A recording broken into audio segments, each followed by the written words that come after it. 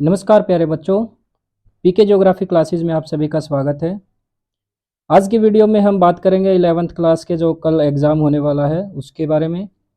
ये वीडियो बच्चों आपके लिए बहुत ज़्यादा इम्पोर्टेंट है क्योंकि आज के वीडियो में हम बात करेंगे एग्ज़ाम की स्ट्रेटेजी की और आपके आंसर राइटिंग की। साथ ही साथ हम लास्ट में बात करेंगे कि कौन कौन से इम्पोर्टेंट टॉपिक्स हैं जिनको आप लास्ट में कवर करें। अभी जो बच्चे जिनकी तैयारी अच्छे से नहीं हो पाई है वो बच्चे अगर उन टॉपिक्स को भी अच्छे से कर लेते हैं तो मुझे लगता है कि वो आराम से अच्छे नंबर ले पाएंगे। बच्चों पास होना तो बहुत आसान बात हुआ, ठीक है। और अंत में जो बच्चे सबसे ज़्यादा गलतियां करते हैं बच्चों, वो मैप के रिलेटेड करते हैं। तो लास्ट में हम बात करेंगे कि मैप को कैसे अटेम्प्ट करना है। तो ये वीडियो आपके लिए बच्चों बहुत ज़्यादा इंपॉर्टेंट है, तो इसको बिल्कुल भी स्किप न करें और लास्ट तक इस वीडियो को ज़रूर देखें। तो सबसे पहले हम बात करते हैं बच्चों एग्ज़ाम के पैटर्न की। आपका जो एग्ज़ाम है ये लास्ट ईयर का मैंने एग्ज़ाम लिया है आप लोगों को दिखाने के लिए। 70 नंबर का जो है आपका एग्ज़ाम जो है होने वाला है, जो कि 3 घंटे का टाइम होगा। तो टाइम की आपके पास कोई कमी नहीं है बच्चों, पेपर को बिल्कुल आराम से आपको करना है। तो सबसे पहले अगर हम बात करें तो 1 से 17 जो क्वेश्चन है बच्चों आपके, वो मल्टीपल चॉइस होंगे या फिर खालिस्तान बेस्ड होंगे या फिर एक एक अक्षर के कोई लिखने के क्वेश्चन होंगे। खास तौर पर देखें तो ये मल्टीपल चॉइस क्वेश्चन ही होंगे। तो यहाँ मेरी राय आपसे ये रहेगी बच्चों कि इन क्वेश्चन को आप हो सके तो एक सीरीज में करना। मतलब 1 से 17 क्वेश्चन जो हैं वो आपको एक साथ करने हैं। वो आपकी मर्जी है कि आप इनको बिल्कुल शुरुआत में करना चाहते हैं या इनको एंड में करना चाहते हैं। लेकिन कोशिश ये रहे कि बच्चों इनको एक सीरीज में करना, क्योंकि जब आप लोग एग्ज़ाम में जाते हैं तो आपको लगता है कि जो क्वेश्चन आपको नहीं आता है वो आप बाद में कर देते हैं। कई बार क्या होता है कि आप करते हैं 5 नंबर क्वेश्चन, उसके बाद आपने 25 नंबर क्वेश्चन किया, फिर आपने 16 नंबर किया, उसके बाद आपने 4 नंबर मल्टीपल चॉइस डाल दिया, फिर 6 नंबर डाल दिया, फिर 12 नंबर डाल दिया। इससे एग्जामिनर थोड़ा सा कंफ्यूज भी हो जाता है और उसे थोड़ी सी परेशानी भी होती है। कई बार आपका जो क्वेश्चन जो है वो बीच में लिखा होता है और उन्हें पता भी नहीं चलता है। तो इससे आपके बारे में अच्छा इंप्रेशन नहीं जाता है। तो कोशिश करें कि मल्टीपल चॉइस जो क्वेश्चन है या 1 से 17 जो क्वेश्चन है उनको एक साथ करने की कोशिश करें एक सीरीज में। उसके बाद आपका आता है बच्चों अगला सेक्शन। 18 और 19वां क्वेश्चन जो है बच्चों वो आपका 2 नंबर का होगा, लेकिन ये सोर्स बेस्ड होगा। यानी कि इसके लिए आपको हो सकता है कोई डायग्राम दी हो या कोई पैराग्राफ दिया होगा, वहां से आपसे सवाल पूछे जाएंगे। तो ये सवाल जो है वो मल्टीपल चॉइस हो सकते हैं या लिखने वाले हो सकते हैं, आपको एक लाइन में शायद उनका जवाब देना हो। यहाँ ये ध्यान देने की चीजें हैं बच्चों कि आपको जो पैराग्राफ दिया होगा तो क्वेश्चन के आंसर वहां पर लिखे होंगे, उस पैराग्राफ के अंदर लिखे होंगे। बस आपको क्या करना है, आपको उस पैराग्राफ को अच्छे से पढ़ना है, उसके बाद आपके क्वेश्चन पढ़ने हैं। और आप जब उसको पढ़ोगे दोबारा, जब पैराग्राफ को आप देखोगे तो आपको पता है कि आपको ढूंढना क्या है। तो इसलिए एक बार पैराग्राफ पढ़ो, उसके बाद आप क्वेश्चन को देखें और उसके बाद दोबारा पैराग्राफ को देखें कि आपसे क्या सवाल पूछा गया है, उसका जवाब आपको कहाँ देखने को मिल रहा है। अगर आप ये पैटर्न फॉलो करेंगे तो बिल्कुल आराम से ये 6 नंबर आपके हो सकते हैं। तो इसमें जल्दबाजी करने की कोई ज़रूरत नहीं है। आपके पास 3 घंटे का टाइम होता है बच्चों, बहुत टाइम होता है। बहुत बच्चे लास्ट के 1 घंटा या आधा घंटा एग्ज़ाम करने के बाद खाली बैठते हैं। तो इसलिए आप इन क्वेश्चन को टाइम दें और यहाँ पर अपने नंबर को बढ़ाने की कोशिश करें।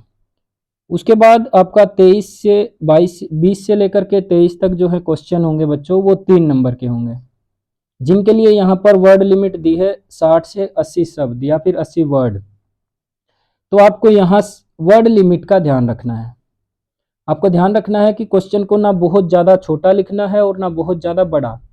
आप देख लें कि एक लाइन में 7 से 8 वर्ड अगर आप लिखते हैं तो लगभग 10 लाइनें आपके लिए इस सवाल के लिए काफ़ी होंगी। तो आप 10 लाइनों में इस सवाल को अगर करेंगे तो वो काफ़ी सही आपका जवाब होगा। उसके बाद 24 से 28 तक के जो क्वेश्चन है बच्चों वो बड़े क्वेश्चन है और 5 नंबर का एक क्वेश्चन होगा। उनका जवाब आपको 120 से 150 वर्ड के अंदर देना होगा। तो यहाँ बच्चों आपको जो चीज़ें ध्यान रखनी है, आपको ये ध्यान रखना है कि जहाँ भी हो सके आपको डायग्राम बनानी है और जहाँ भी हो सके आपको फ्लो चार्ट बनाने हैं। मैं एक एग्जाम्पल दूंगा, एक क्वेश्चन का आपको एग्जाम्पल देके समझाऊंगा कि आपको आंसर कैसे राइट करना है, ताकि आप उस चीज़ को समझ पाएँ और एग्जाम में वो चीज़ आप कर पाएँ। इसके बाद आपका जो अगला क्वेश्चन है बच्चों, 29वां और 30वां क्वेश्चन जो है वो आपको मैप पर आधारित होगा। एक इंडिया के मैप पर और एक वर्ल्ड के मैप पर। आपको कुछ नाम दिए गए होंगे जो आपको मैप के ऊपर लोकेट करने हैं। तो चलिए, ये है आपका एग्जाम पैटर्न। बात कर लेते हैं कुछ सवालों की। सबसे पहले हम बात करते हैं बच्चों, ये अगर जैसे ये आपका क्वेश्चन आया हुआ है 5 नंबर में लास्ट ईयर में, भूकंप के प्रकारों की व्याख्या करें। तो आप लिखेंगे ऊपर भूकंप के प्रकार, और उसके बाद आप कुछ इस तरीके से फ्लो चार्ट बना देंगे। 6 या 7 जितने भी प्रकार हैं आप उनके नाम लिख देंगे कुछ इस तरीके से, जैसे कि यहाँ लिखे ज्वालामुखी से होने वाले भूकंप, जो भी आपके नाम है इस तरीके से आप लिख देंगे 1 2 3 4 5 6 7। और उसके बाद आप दो दो लाइन में इन सबको एक्सप्लेन कर देंगे। ऊपर आप भूकंप के बारे में बताएंगे, फिर भूकंप के प्रकार लिखेंगे, उसको अंडरलाइन करेंगे, कुछ इस तरीके से फ्लो चार्ट बना देंगे और सबके बारे में दो दो लाइनें आप लिख देंगे। तो इस तरीके से अगर आप क्वेश्चन को अटेम्प्ट करते हैं तो सामने वाले के ऊपर, एग्जामिनर के ऊपर, जो पेपर को चेक करने वाला है उसके ऊपर अच्छा इंप्रेशन पड़ता है और वो आपको अच्छे नंबर देगा बच्चों। इसके बाद जो इम्पोर्टेंट है, बहुत इम्पोर्टेंट जो चीज़ें हैं मैप की, आप आपसे मैप, इंडिया के मैप से रिलेटेड कुछ लोकेशन आपसे पूछेगा। आपको कुछ नहीं करना है, ब्लैंक मैप आपके पेपर में लगा होगा, आपको उस मैप के ऊपर वो लोकेशन दिखानी है। जैसे यहाँ पूछा गया है अरुणाचल प्रदेश की राजधानी, आपको अरुणाचल प्रदेश में एक डॉट लगाना है और लिख देना है ईटानगर। आपसे वुलर झील पूछी गई है, महानदी पूछी गई है, नीलगिरी की पहाड़ियाँ, कंचनजंगा उड़ीसा की कैपिटल, ये सब चीज़ें जो हैं आपसे बच्चों पूछी गई हैं। अगर आपको ये सब चीज़ों की लोकेशन के बारे में नहीं पता है तो आप हमारी वीडियो जा कर के देख सकते हैं। मैंने 2 वीडियो जो है इंडिया के मैप से रिलेटेड जो है बच्चों डाली है। ये यहाँ पर मैंने स्क्रीनशॉट लगाया है पार्ट 2 का, इसके अलावा एक पार्ट 1 है। बहुत लंबी वीडियो नहीं है, मैक्सिमम 20 मिनट की वीडियो हैं। तो आप जा कर के इन वीडियो को अगर देखते हो तो बच्चों आपके 5-5 नंबर जो है पक्के हो सकते हैं। सारी की सारी लोकेशन जो है, जितना भी लोकेशन आपके सिलेबस में है मैप से रिलेटेड, मैंने सारी की सारी चीज़ें वहाँ पर जा कर के करवाई हैं। सभी जिलें, सभी नदियाँ, सारी चीज़ें वहाँ बहुत अच्छे से समझाई गई हैं। उसके बाद आपका वर्ल्ड मैप का आता है बच्चों। वर्ल्ड मैप में भी आपसे कुछ इस तरीके से मैं दिखा देता हूँ कि आपको एक मैप दिया जाएगा कुछ इस तरीके से। वहाँ पर ABCD लिखी होगी, जैसे यहाँ लिखा गया है C, ये C, और आपसे पूछा गया है, क्या पूछा क्या गया है आप वो देखें इसको। आपसे पूछा गया है कि ये एक महाद्वीप है, तो ये कौन सा महाद्वीप है आपको ये बताना है। और जब आप सी को देखेंगे तो आप पाएंगे कि ये ऑस्ट्रेलिया महाद्वीप है। अगर आपको वर्ल्ड मैप के बारे में भी जानकारी चाहिए कि आपके सिलेबस में क्या क्या है और किस तरीके से है, तो ये लगभग 15-16 मिनट की, मैक्सिमम 20 मिनट की ये वीडियो हमारे चैनल पर है, जिसमें बहुत आसानी से पूरा वर्ल्ड मैप का जो भी आपका सिलेबस है वो बच्चों पूरा कराया गया है। तो आप जा कर के इस वीडियो को भी देख सकते हैं। मैं कहता हूं कि अगर आपकी 2 वीडियो, आप ये इंडिया के मैप और वर्ल्ड के मैप की जो वीडियो हैं अगर ये देख लेते हैं तो 10 नंबर तो आपके यहाँ से पक्के हो गए हैं।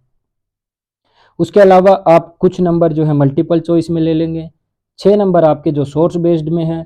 तो बच्चे जिनकी तैयारी बहुत अच्छी नहीं है और जो अभी जिनको ये डर है कि क्या पता वो पास हो पाएंगे कि नहीं, वो बिल्कुल आसानी से बच्चों पास हो सकते हैं। और जिनको टॉप करना है उनको तो बच्चों फिर और भी ज़्यादा मेहनत करने की ज़रूरत है और रिवीजन करने की ज़रूरत है, तो वो भी जा कर के उन वीडियो को ज़रूर देखें।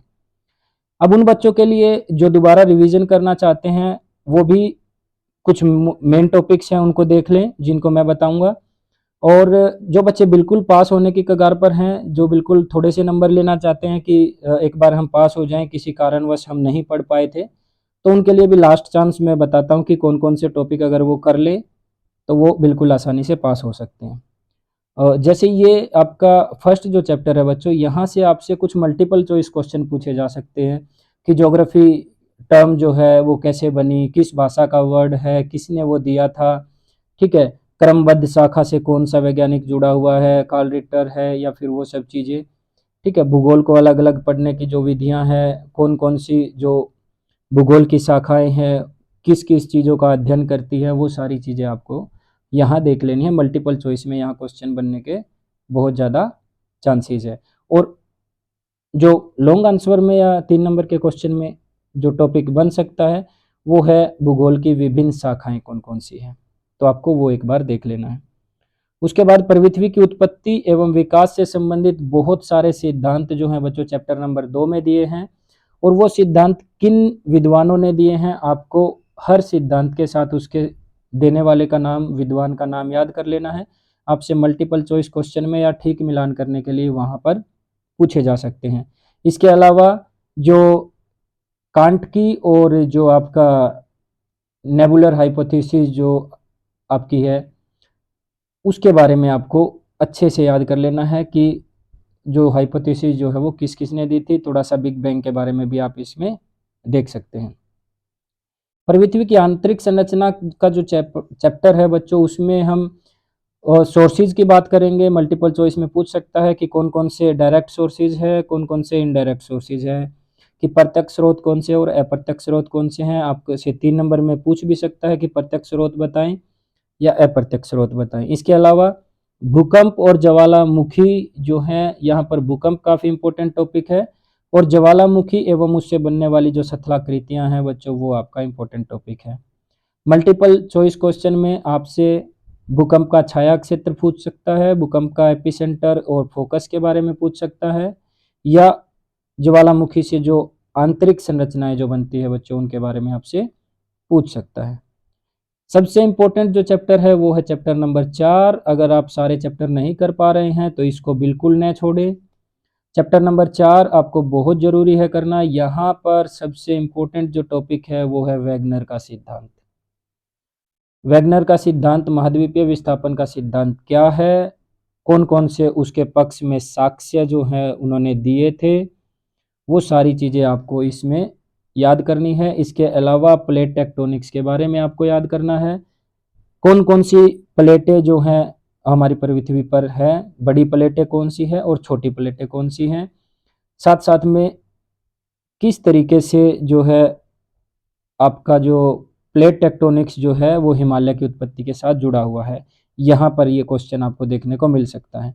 तो हिमालय की उत्पत्ति के साथ जब आप इसको जोड़ेंगे तो आप बताएंगे कि वो किस तरीके से इंडो ऑस्ट्रेलियन प्लेट और यूरेशिया प्लेट जो है बच्चों आपस में टकराई थी और हिमालय की उत्पत्ति हुई थी। तो आपको कुछ इस तरीके से ये चैप्टर मोस्ट इंपॉर्टेंट चैप्टर है बच्चों, चैप्टर नंबर 4। आपको ये बहुत जरूरी है इस चैप्टर को करना।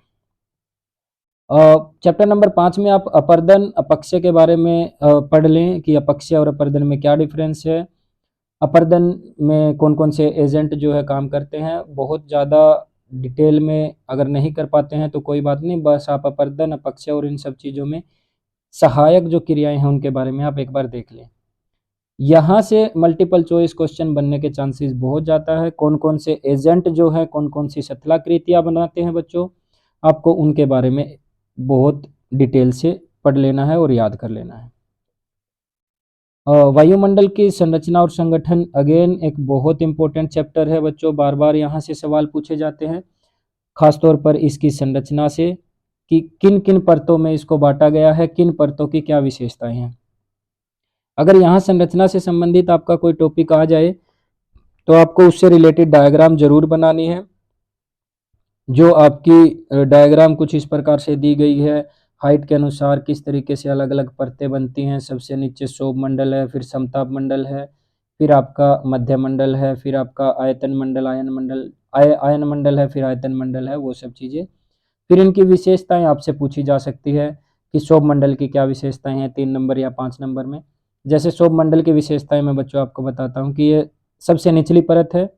मौसम संबंधी सभी घटनाएं यहाँ यही होती है। ऊंचाई के साथ तापमान बढ़ता है। 165 डिग्री की हाइट पर जाने के बाद 1 डिग्री सेल्सियस तापमान कम हो जाता है। इसको तापमान की सामान्य ह्रास दर बोलते हैं। इसके अलावा बारिश और धूलकण, आपको जल वाष्प के कण यहीं पर सबसे ज़्यादा देखने को मिलेंगे। ऊंचाई के साथ जो है वायुदाब भी कम हो जाता है। तो इस तरीके की सारी चीज़ें बच्चों आप इस क्वेश्चन को अटेम्प्ट करने के लिए लिख सकते हैं। तो ये था बच्चों आपकी फर्स्ट बुक। उसके बाद ये आपके कुछ मैप के टॉपिक्स हैं आपके सिलेबस में। इसके लिए आपको बहुत कुछ करने की ज़रूरत नहीं है। 15 मिनट की वीडियो में मैंने आपको ये बहुत डिटेल से करवाए हैं और साथ में ये भी बताया है कि क्वेश्चन किस तरीके से आपसे पूछे जाएंगे, और उसके एंड में मैंने आपकी प्रैक्टिस के लिए 5 क्वेश्चन दिए हैं, आपको वो जवाब देने हैं कमेंट बॉक्स में।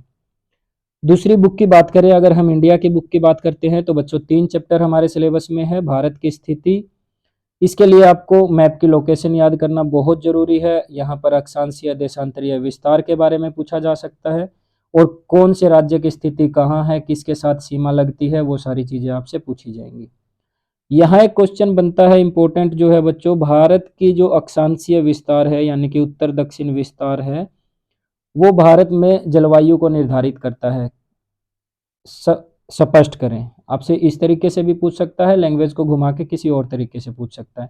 तो आपको जवाब देना है कि बच्चों भारत का अक्षांशीय विस्तार जो है 8 डिग्री 4 मिनट से 37 डिग्री 6 मिनट तक फैला हुआ है ना। 37 डिग्री 8 डिग्री 4 मिनट से 37 डिग्री 6 मिनट तक फैला हुआ है। इसके अलावा ये लगभग लगभग 30 डिग्री का है डिफरेंस है। कर्क रेखा भारत को बीचों बीच काटती है। इसके नीचे उष्ण कटिबंध है, उसके ऊपर शीतोष्ण कटिबंध है। उष्ण कटिबंध में तापमान में बहुत ज़्यादा डिफरेंस नहीं आता है, जबकि हम देखते हैं कि उत्तर भारत में जो है वहाँ पर हर मौसम में जलवायु जो है अलग हमें दिखाई देती है। गर्मियों में बहुत ज़्यादा गर्मी और सर्दियों में बहुत ज़्यादा सर्दी आपको देखने को मिलती है। इसके अलावा मानसूनी जो जलवायु है वो सारी चीज़ों की हम यहाँ पे बात करेंगे। तो किसी भी सवाल का जवाब देने से पहले उसको बहुत अच्छे से पढ़ लेना है बच्चों, क्योंकि काफ़ी बच्चे गलती करते हैं कि वो ये नहीं देखते कि इसको जलवायु से रिलेट करके पूछा गया, बल्कि वो सारा का सारा चीज़ें एक्सप्लेन करते जाएंगे कि यहाँ से यहाँ तक फैला हुआ है, इसकी लंबाई इतनी है, चौड़ाई इतनी है, वो सारी चीज़ें, वो सब चीज़ें नहीं बतानी है आपको। जो सवाल में पूछा गया आपको उसका जवाब देना है। जैसे एक क्वेश्चन बन सकता है कि भारत का देशांतरीय विस्तार जो है इसके समय को प्रभावित करता है। तो आपको बताना है कि भारत का देशांतरीय विस्तार कितना है पूर्व से पश्चिम। उसके बाद आपको उसको टाइम के साथ जोड़ना है कि 15 डिग्री पर 1 घंटे का फर्क पड़ता है। भारत का देशांतरीय विस्तार लगभग 30 डिग्री है, तो लगभग पूर्व और पश्चिम के टाइम में डिफरेंस का होगा 2 घंटे। लेकिन फिर भी भारत में एक ही समय रहता है, क्यों? क्योंकि भारत की जो मानक समय रेखा है वो है 82.5 डिग्री, वहाँ से समय को मापा जाता है। तो इसलिए भारत का पूरे देश में समय जो है एक जैसा देखने को मिलता है, लेकिन भारत के पूर्व में जो है सूर्य पश्चिम के मुकाबले में 2 घंटे पहले उदय होता है। तो ये सारी चीज़ें बच्चों आपको एक्सप्लेन करनी है। आपको सवाल इसी तरीके से पूछा जाएगा। उसके बाद जो सेकंड चैप्टर है ये बहुत ज़्यादा इम्पोर्टेंट है। भारत को अलग अलग स्थलाकृतिक खंडों में बांटा गया है, जिसमें आपका हिमालय प्रदेश है। फिर हिमालय को भी हम 5 भागों में बांटते हैं, ठीक है। फिर आपका मैदानी भाग है, उसको भी हम 3 भागों में बांटते हैं। आपका मरुस्थल है। फिर आपका प्रायद्वीपीय भारत है, जिसको भी हम 3 भागों में बांटते हैं। उसमें सबसे इम्पोर्टेंट आपका दक्कन का पठार है, ठीक है। तटीय मैदान है, आपके द्वीप समूह है। आपको इन सब के बारे में अलग अलग इनकी विशेषताएं क्या है। जैसे मैं बताऊं समतल मैदान की, कोई पूछ ले क्वेश्चन कि समतल मैदान भारत का उत्तरी मैदान है, उसकी विशेषताएं बताएं। सिंपल कि उत्तरी मैदान जो है हिमालय पर्वत एवं प्रायद्वीप के बीच में है। यह एक समतल भाग है, यहाँ पर जलोढ़ मिट्टी पाई जाती है। भारत का काफी उपजाऊ मैदान ये है। गंगा, ब्रह्मपुत्र और सिंधु नदी के द्वारा ये बनाया गया है। 4 पॉइंट तो हो गए ना इतने में।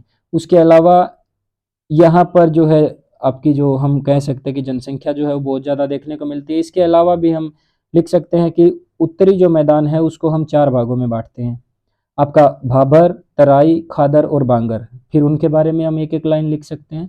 तो इस प्रकार आपको देखना है कि आपसे पूछा क्या गया है, उसी का जवाब देना है आपको।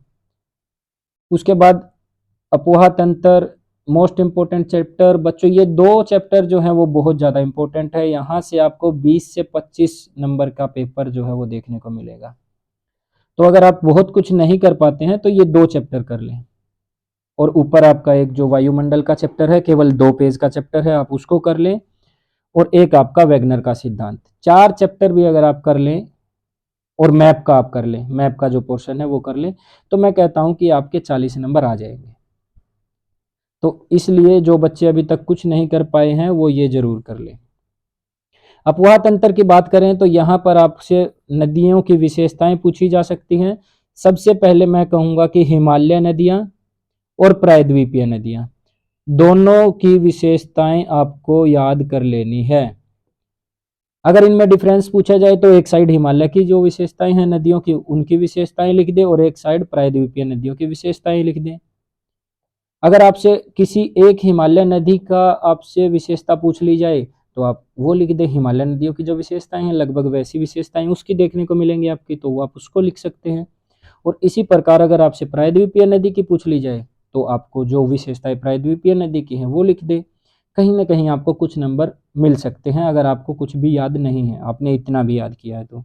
बाकी अलग अलग नदियों की लोकेशन आपसे पूछी जा सकती है, वो आपसे मैप में पूछी जाएगी।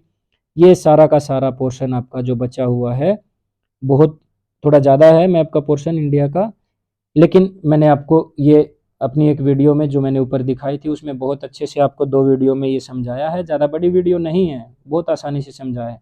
अगर उसको देख लेंगे तो आप वो नंबर आसानी से ले सकते हैं। तो अंत में बच्चों, वीडियो में अंत तक बने रहने के लिए थैंक यू सो मच। और मैं आशा करता हूँ कि आपका एग्ज़ाम जो है वो बहुत अच्छा होगा। कल के एग्ज़ाम के लिए आपको बेस्ट ऑफ लक। जुड़े रहें हमारे चैनल के साथ, पीके ज्योग्राफी क्लासेस के साथ जुड़े रहें और बाकी लोगों तक भी इसे पहुंचाने में हमारी मदद करें। तो थैंक यू सो मच।